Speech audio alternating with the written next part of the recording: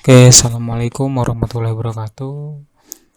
Pada kesempatan kali ini di pertemuan mata kuliah web design, yaitu di materi basic HTML5 elemen.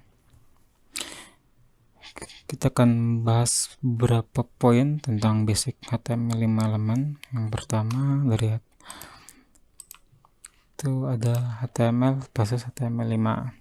Sebenarnya apa sih yang membedain HTML sama HTML5? Secara penggunaan sama,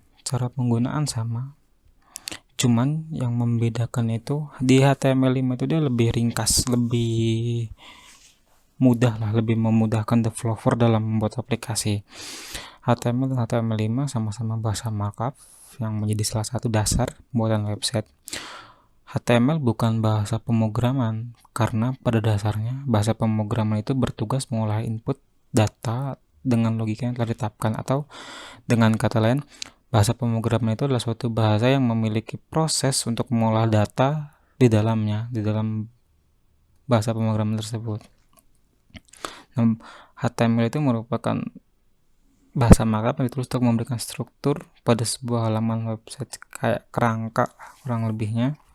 Nah, itu dari cara kerja sendiri, HTML itu dia itu digunakan untuk menunjukkan elemen-elemen yang terdapat pada suatu halaman website. Ciri-ciri HTML itu dia itu menggunakan tag pembuka dan tag petutup. Jadi ketika ada bahasa pemrograman yang menggunakan tag pembuka dan tag petutup, nah itu bahasa markup, kemungkinan dia HTML. XML juga bahasa markup juga sama, dia ada tag pembuka dan ada tag penutup. Apa sih keunggulan HTML5 dibanding HTML? Secara garis besar, penanganan errornya lebih baik, lebih mudah. Kemudian untuk membuat aplikasi website, sintaknya lebih sederhana, tidak rumit, tidak panjang, tidak berbelit. Kemudian ada dukungan untuk pembuatan website lebih responsif. Jadi ketika kalian membuat sebuah website yang diperuntukkan untuk multi screen, semisal ada di laptop, tablet, dan handphone, nah HTML5 ini dia sudah support untuk pembuatan website secara responsif. Support juga untuk konten video dan audio. Jadi tidak perlu lagi tuh menggunakan yang namanya Adobe Flash Player karena sudah ada di dalam HTML5. Kemudian dukungan untuk grafik vektor, membuat sebuah bagan grafik, laporan keuangan raca menggunakan grafik itu bisa di HTML5. Kompatibel dengan lebih banyak browser, bisa pakai Google Chrome, Mozilla, Internet Explorer. Memang ada yang tidak bisa dipakai di semua website, di semua browser. Ada. Ketika kalian membuat sebuah aplikasi dengan ASP.NET, itu kalian tidak banyak bisa digunakan di beberapa browser. Biasanya rata-rata untuk ASP.NET, bahasa pemrograman ASP.NET, itu dia digunakannya di browsernya Internet Explorer. Kemudian keunggulan selanjutnya yaitu penyimpanan informasi secara lokal, fokus otomatis pada kolom form. Jadi ketika kalian membuat sebuah form, ada fieldnya, suatu inputannya seperti username dan passwordnya, itu sudah otomatis langsung ada di form yang paling pertama. Misalkan yang pertama username, dia otomatis itu. Kemudian juga bisa menjalankan script di JavaScript di web browser. Nah, ini sejarah HTML-nya. Yang pertama, pendiri HTML itu, penemu HTML itu, dia itu adalah Tim Berners-Lee yang awalnya membuat sebuah www. Kemudian dia membuat HTML pada tahun 91 hingga di tahun 2016 HTML itu naik versinya, berubah versi menjadi versi 5.1 yang saat ini sedang kita pakai, yang saat ini banyak digunakan. Nah, ini ada beberapa tag HTML yang mungkin kalian harus tahu, nggak perlu dihafal untuk tag HTML ini karena ada banyak tag HTML, cuman untuk yang umumnya mungkin ya bisa kalian sering digunakan seperti itu. Nah, yang pertama ada type HTML, itu menunjukkan versi HTML-nya. Kemudian tag HTML, itu menunjukkan dokumen HTML. Ada tag head-nya, menampung metadata halaman, dan tag body, konten halaman, dan tag tanda seru strip-strip. Nah, ini tuh tag untuk menuliskan komentar dalam kode. Nah, seperti ini. kalau kalian membuatnya di Sublime Text, ketika kalian langsung membuat tag HTML, itu nggak ada yang namanya rekomendasinya seperti apa. Nah, tapi kalau kalian buatnya ketika di save dulu, di save, kemudian langsung dibikin nih namanya home HTML, dari simpen kosong seperti ini. Nah, kalian ketik nih tag HTML. Nah, ada kan rekomendasinya nih, itu HTML-nya. Kalian tinggal enter. Nah, dia langsung membuat kerangkanya otomatis sendiri, dokumen tab HTML-nya. Jadi ini kerangka standar dokumen HTML. Nah, untuk membuat kerangka standar kan tinggal tambahin di sini nih. Di sininya kan tinggal tambahin tag H1 atau headernya. Nah, ini kan gini, H1 tag H1 enter. Kita masukin judul, tag P-nya paragraf, kalian buat isi paragraf. Nah, seperti itu. Ini merupakan sebuah tag standar, tag HTML standar. Ada kerangka dokumennya, ada judulnya, ada paragrafnya. Tinggal dikasih nama judulnya, nama aplikasinya. Situ nanti munculnya di sini nih, munculnya itu di atas tab di Google kalian, di Google Chrome, di Mozilla itu munculnya dari situ itu. Kemudian ada komentar, menuliskan komentar di dalam code. Nah, biasanya untuk komentar ini untuk mempermudah ketika kalian kerja sama tim atau teamwork gitu. Misalkan di sini kalian kasih keterangan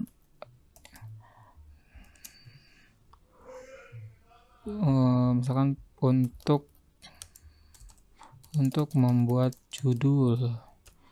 Nanti jadi tim kalian tahu, oh, fungsi ini itu untuk membuat judul. Nah, cara kasih taunya seperti ini. Karena setiap programmer punya cara penulisan masing-masing, maka kalian harus menggunakan komen ini untuk memudahkan programmer lain dalam mengembangkan aplikasi kalian. Kemudian ada link. Kalau title itu untuk judul tadi. Ada metadata. Metadata itu kayak sebuah deskripsinya atau apa ya, istilahnya kayak identitas aplikasi itu. Misalkan nama deskripsinya apa, autornya siapa, penciptanya siapa, versi berapa, kemudian skala websitenya itu, ukuran aplikasi itu berapa. Nah, itu metadata. Nulisnya gimana metadata? Nah, seperti ini nih. Ini yang udah jadi. Ini ada meta nih, meta. Nah, dan di depannya itu metadata. Kemudian setelah meta ada lagi yang namanya link. Link itu untuk menghubungkan halaman dengan sumber luar. Misalkan kalian mau menghubungin gambar atau pengen nampilkan shortcut gitu. Nanti di sini di HTML ini kalian tinggal bikin nih kayak gini nih. Ada ini link untuk mengambil tipenya tuh gambar, image. Nah, ini tuh mengambilnya itu ada di lokasi gambarnya yang diambil itu ada di aset image, namanya itu favicon.png. Nah, setiap kalian ngeload atau memanggil gambar PNG, mengambil JPEG atau sejenisnya yang tipenya image, itu harus ditulis di sini ya, JPEG, PNG atau apa, atau .ico seperti itu. Dan link juga bisa dipakai untuk memanggil CSS ini. CSS itu untuk memperbagus tampilannya, untuk memberi warna, untuk memberi jarak, padding, kemudian pengaturan tulisannya, fontnya apa, itu ada di sini, ada di CSS. Nah, CSS itu biasanya berada di luar HTML sendiri, di luar dokumen HTML itu sendiri. Dengan dotnya, misalkan dengan formatnya .css biasanya.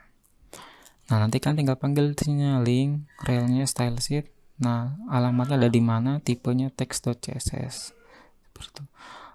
Kalau misalkan kalian nggak mau bikin, saya nggak mau bikin file CSS-nya karena cuma satu page doang, satu halaman doang gitu. Nah, kalian tinggal bikin di sininya. Misalkan di sininya style. taruhnya style itu untuk load tipe atau untuk load code source code yang tipenya CSS. Jadi nanti kalian di sini tulis atau bikin nih di dalam text style ini kalian bikin kode-kode perintah untuk membuat CSS itu.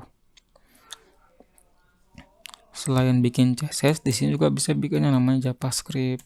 Di sininya namanya script. Nah, ini untuk menjalankan source code dari JavaScript itu sendiri. Jadi nggak perlu load atau narik dari CSS-nya, file CSS-nya itu kalau misalkan nggak banyak ya. Kalau source code-nya nggak banyak, tapi kalau source code-nya banyak ada 100 baris lebih atau 200, disarankan membuat page baru dengan formatnya .css atau untuk javascript.js. Oke, seperti itu. Nah, ini ada beberapa teks-teks yang bisa kalian pakai, yang bisa kalian coba. Nah, ini H1 itu untuk headingnya. Nah, untuk div ini untuk membuat suatu halaman atau section halaman. Ketika kalian membuat halaman, misalkan kalian pengen bikin aplikasi itu satu layar itu kebagi tiga bagian, layar bagian 1, bagian 2, jadi ada 3 potong lah satu layar itu. Nah, itu pakainya div, jadi kalian bikin 3 div gitu. Tapi untuk div sendiri itu harus dibuat dulu CSS-nya. Misalkan kalian mau bikin nih di sini div di sini harus ada namanya, misalkan namanya div class dengan kelas. Nah, div namanya apa, misalkan namanya itu home 1. Nanti di si CSS ini kalian harus bikin, misalkan kelas itu tagnya apa, home itu gini, home 1.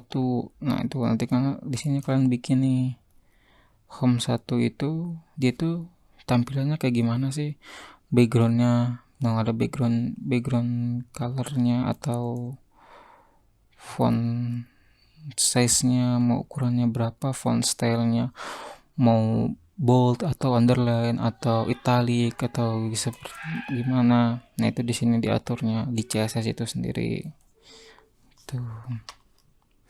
Kemudian ada span untuk menentukan warna sebuah teks. Ada paragraf, ada line break. Jadi line break itu untuk membuat enter atau garis baru. Misalkan kalian bikin paragraf terus udah mau titik, pengen pindah ke bawah ke paragrafnya. Nah, itu pakainya BR. Nah, HR apa bedanya HR sama BR? HR itu untuk membuat garis, dia tetap enter ke bawah, cuman nanti ada garisnya horizontal. HR itu horizontal, BR itu break. Kemudian ada href untuk membuat link halaman. Misalkan kalian bikin teks seperti ini di sini. Nanti diarahin nih kemana? Diarahin kemana? Ini namanya nama teksnya. Jadi ketika nama teks ini diklik, nanti dia akan diarahin ke arah yang ada di sini. Misalkan di sini itu diarahinnya ke https facebook.com. Nah, itu nanti diarahinnya, jadi ketika orang ngeklik itu dia akan pindah ke facebook.com, ke sesuai yang kita arahkan.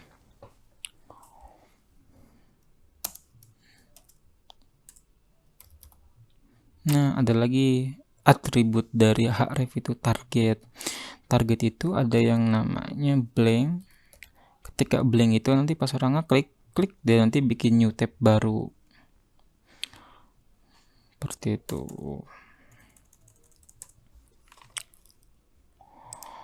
Kemudian ada form. Nah, ini masih banyak yang lainnya.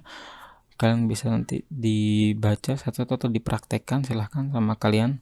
Kalian nggak mesti hafal semuanya, nggak mesti paham semuanya, karena hanya beberapa yang sering dipakai. Kalian bisa search ketika kalian butuh, jadi nggak mesti dihafal semuanya satu-satu. Nah, kemudian ada untuk load gambar. Misalnya kalian mau load gambar nih di sini nih, Kalian tinggal ketik image, nanti tinggal muncul tes tuh source-nya, email langsung ada src source-nya. Source-nya itu ada di mana, kalian tinggal arahin. Nah, kalau gambar seperti yang tadi saya bilang, jangan lupa di akhirnya itu ditulis format gambarnya, entah itu PNG atau JPG. Misalkan lokasi gambarnya ada di desktop, terus apalagi di desktop langsung nama gambarnya misalkan lp3i.jpg seperti itu ditulisnya. Nah, ini sedikit perbedaan sederhana nih HTML sama HTML5. Kalian bisa lihat tuh ada HTML, HTML4 sama HTML5. Bedanya hanya di pendeklarasian di awalnya aja, di atasnya aja. Kalau HTML5 itu dia lebih singkat tuh. Tanda seru doctype HTML. Itu HTML5. Kalau HTML biasa itu panjang tuh. Nah, kalau HTML4 tuh ada itu HTML 4.01, ada versinya ditulis. Kalian bisa lihat sendiri perbedaannya, dia lebih simple untuk HTML5. Nah, ini sekarang ada latihan nih buat kalian, jadi kalian bisa coba-coba membuat halaman atau page HTML dengan menggunakan tag table. Jadi bikin tabel, terus bikin tag div, biar kalian tahu nih bikin tag div, tapi tag divnya aja, nggak usah langsung dipakein kelas, biar kalian tahu fungsinya div itu buat apa. Ada legend juga. Nah, legend itu tadi fungsinya untuk memberi judul pada suatu file set. Jadi ketika kalian mau bikin file set atau kolom yang ada judulnya, misalkan mau bikin kolom form login, kalian bikin kotak, ada nanti ada garis kotaknya, terus di pojok kiri atasnya itu nanti ada nama form login. Nah, itu pakainya legend. Nah, ada formnya, ada inputnya, ada labelnya, ada button text area dan text heading. Bikin apa? Bebas. Mau bikin form login silahkan, mau bikin form data mahasiswa silahkan. Oke, sekian untuk materi basic 5 elemen ini. Kalau masih ada yang bingung atau belum paham, silahkan tanya via grup atau wapri saya. Sekian untuk pertemuan untuk materi kali ini. Assalamualaikum warahmatullahi wabarakatuh.